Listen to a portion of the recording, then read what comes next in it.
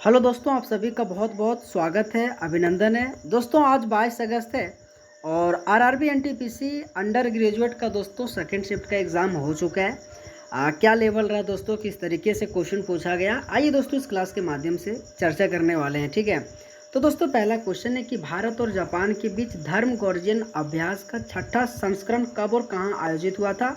तो मेरे दोस्त इस क्वेश्चन का राइट आंसर जापान के ईस्ट फूजी फूजी में दोस्तों आयोजन किया गया था, जो आप सबको याद रखनी है।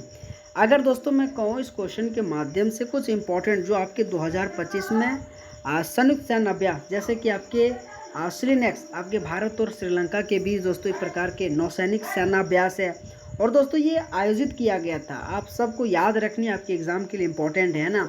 अगर मैं इसी के साथ एक्वेरियन की बात करूँ तो भारत और मालदीव के बीच साथीगण एक संयुक्त सैन्य अभ्यास है, आप सबको याद रखनी है। अगर मैं वरुण की बात करूँ तो ये भी दोस्तों आपके भारत और फ्रांस के बीच में वरुण एक प्रकार से नौसैनिक अभ्यास है, आप सबको याद रखनी है। ये भी क्वेश्चन हमेशा बार बार आपके एग्जाम में दोस्त पूछा जाता है। अगर मैं शक्ति की बात करूँ तो ये भारत और फ्रांस के बीच में एक आयोजित किए जाने वाला एक संयुक्त अभ्यास है, आपको याद रखनी है। इसी के साथ अगर मैं बात करूँ युद्ध अभ्यास, तो भारत और अमेरिका के बीच दोस्तों होने वाला एक प्रकार से संयुक्त सैन्य अभ्यास आप सबको दोस्तों याद रखनी है। दोस्तों ये मेरा चैनल छोटा है, अगर दोस्तों आप सबको क्लास अच्छा लगे ना यार, तो आप सबसे रिक्वेस्ट है वीडियो को लाइक करनी है और दोस्तों चैनल को जरूर सब्सक्राइब करके जानी है। दोस्त ये जितने भी क्वेश्चन मैं करा रहा हूँ सभी के सभी क्वेश्चन दोस्त रियल क्वेश्चन है ना। अगर दोस्तों मैं अगला क्वेश्चन की बात करूं कि Ctrl+F शॉर्टकट का उपयोग किसके लिए किया जाता है, तो दोस्तों किसी भी चीज़ को खोजने के लिए, फाइंड आउट करने के लिए Ctrl+F का प्रयोग किया जाता है। लेकिन इसी के साथ Ctrl+C कॉपी करने के लिए, Ctrl+V पेस्ट करने के लिए, Ctrl+Z आपके पूर्ववत करने के लिए, Ctrl+V बोल्ड करने के लिए, Ctrl+I इटैली करने के लिए।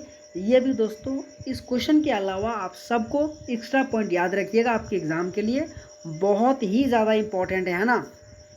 अगर दोस्तों मैं अगला क्वेश्चन की बात करूँ कि भारत के 26वें मुख्य चुनाव आयुक्त कौन बने हैं, क्वेश्चन हिंदी और इंग्लिश दोनों में दिया गया है। दोस्त सच्ची बताऊं, अभी पूरे यूट्यूब आप छान मान लो दोस्तों, जिस तरीके से मैं आपको फ्रेश फ्रेश क्वेश्चन दे रहा हूँ ना, उनका एक्सप्लेनेशन दे रहा हूँ ना, कोई भी ऐसा और लोग नहीं दे रहा यार, मैं गारंटी दे रहा हूँ। और भी बहुत बड़े बड़े चैनल है दोस्तों, आज मैं एक्सेप्ट कर रहा हूँ, लेकिन जिस तरीके से मेरा ये कंटेंट है ना यार, और भी लोग नहीं दे रहा है।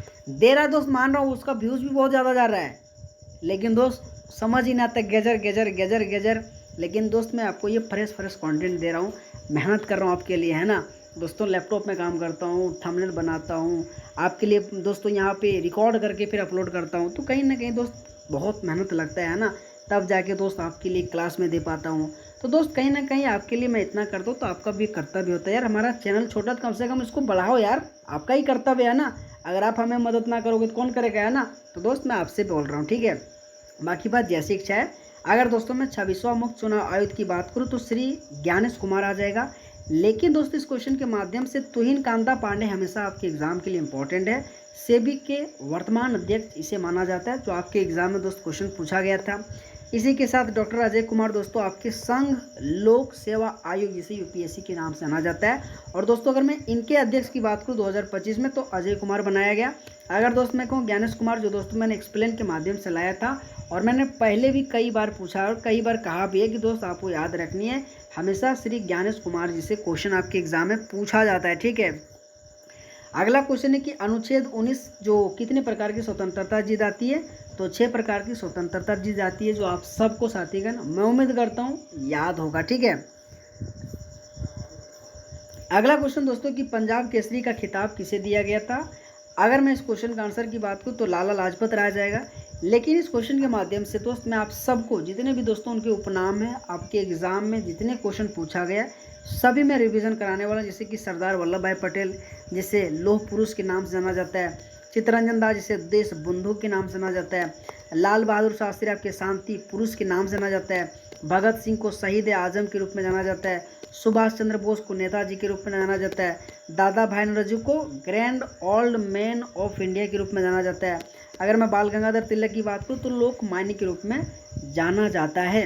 ये सभी के सभी दोस्त पॉइंट याद रखिएगा, आपके एग्जाम में आने वाले शिफ्टों में दोस्त अगर क्वेश्चन पूछा जाएगा तो आप सब दोस्तों क्वेश्चन कम से कम सही करके आनी है, ठीक है। अगर दोस्तों मैं अगला क्वेश्चन की बात करूँ कि संथाल विद्रोह 1855 से 56 के दौरान दोस्तों हुआ था और इनका नेतृत्व किसके द्वारा किया गया था, ये क्वेश्चन पूछा गया था। तो सिद्धू मुर्मू और कान्हू मुर्मू इस क्वेश्चन का राइट आंसर आ जाएगा, जो आप सबसे मैं उम्मीद करता हूँ दोस्त याद रखिएगा। और ये दोस्तों मैं कई बार कहता हूँ संथाल विद्रोह हमेशा हमेशा इंपॉर्टेंट आपके एग्जाम के लिए रहता है, तो कम से कम याद करके जरूर जाना है, ठीक है। अगला क्वेश्चन दोस्तों कि पुतला नाच या फिर पुतला नाच किस राज्य का एक संबंधित है, तो दोस्त वेस्ट बंगाल इस क्वेश्चन का राइट आंसर आ जाएगा, ठीक है। कि पुतला जो नाच है ना, पुतला नाच आपकी किस राज्य से संबंधित है, तो आपके वेस्ट बंगाल आ जाएगा। लेकिन दोस्तों इस क्वेश्चन के माध्यम से आपके पश्चिम बंगाल से संबंधित लोकनृत्य जैसे कि छऊ, गंभीरा, जात्रा, बाउल, थाली और इसी के साथ लाठी, ये सभी के सभी दोस्त याद रखनी है। इसी के साथ कीर्तन भी आपके एक प्रकार से लोकनृत्य आपके पश्चिम बंगाल में दोस्त किया जाता है ना। अगला क्वेश्चन की बात करूँ कि 2025 में इटालियन ओपन पुरुष एकल किसने जीता है, तो कार्लोस अल्कराज इस क्वेश्चन का दोस्त राइट आंसर आ जाएगा। अगर दोस्तों मैं कहूँ कि विंबलडन 2025 का पुरुष एकल खिताब किसने जीता, तो जैनिक सिनर। अगर मैं कहूँ कि जैनिक सिनर कहाँ के रहने वाले हैं, तो इटली के रहने वाले हैं। इसी के साथ दोस्तों अगर मैं कहूँ कि महिला एकल खिताब किसने जीता, तो इगा स्वीटेक। अगर मैं कहूँ कि इगा स्वीटेक कहाँ के रहने वाले हैं, तो पोलैंड के रहने वाले हैं, जो आप सबको दोस्तों याद रखनी है।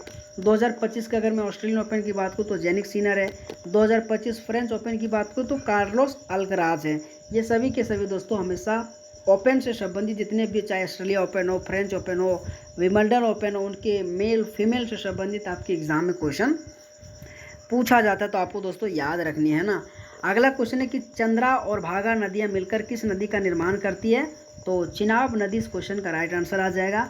और दोस्तों आप सबको क्लास अच्छा लग रहा है, अगर दोस्तों आप सबको क्लास अच्छा लग रहा है तो आप सबसे दोस्तों रिक्वेस्ट है दोस्त वीडियो को कम से कम लाइक और सब्सक्राइब जरूर करके जाना दोस्त। मेरा चैनल ये छोटा है बट रियल क्वेश्चन मैं दे रहा हूँ, है ना, तो कम से कम लाइक और सब्सक्राइब जरूर करके जाना।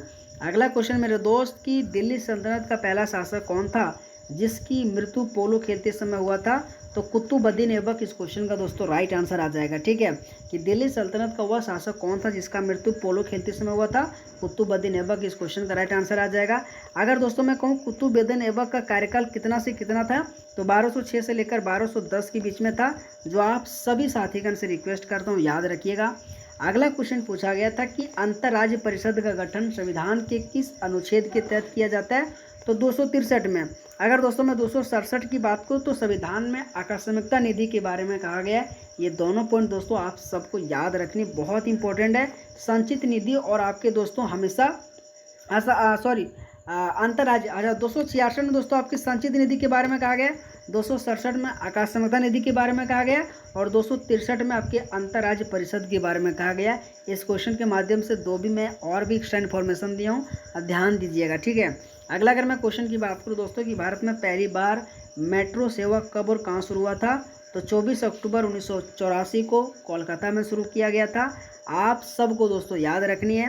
अगर मैं अगला क्वेश्चन की बात करूँ कि भूल भुलैया 3 के लिए बेस्ट एक्टर अवार्ड किसे मिला था, तो कार्तिक आर्यन इस क्वेश्चन का राइट आंसर आ जाएगा। मैं एक बार पुनः कह रहा हूँ, करंट अफेयर से संबंधित पुरस्कार एवं सम्मान दोस्तों वर्तमान में कौन क्या है, स्पोर्ट्स करंट अफेयर इंडेक्स, और इसी के साथ दोस्तों एक आपको और याद रखनी है, क्या, सैन्य अभ्यास। ये दोस्तों पांचों कम से कम आप सबसे रिक्वेस्ट करूँ अगर आप एग्जाम देने जा रहे हैं तो करंट अफेयर से इन टॉपिक से याद करके जरूर जाइएगा, ठीक है। अगला क्वेश्चन है कि थार मरुस्थल भारत के किस राज्य में स्थित है, तो राजस्थान इस क्वेश्चन का राइट आंसर आ जाएगा। दोस्त सेकेंड शिफ्ट का जो भी मुझे क्वेश्चन मिल पाया मैं आप सभी को रिवीजन कराया हूँ। अगर दोस्तों आप सभी को क्लास अच्छा लगा होगा तो आप सबसे दोस्तों रिक्वेस्ट है वीडियो को लाइक और चैनल को सब्सक्राइब जरूर करना। ऑल द बेस्ट आप सबका, थैंक यू सो मच।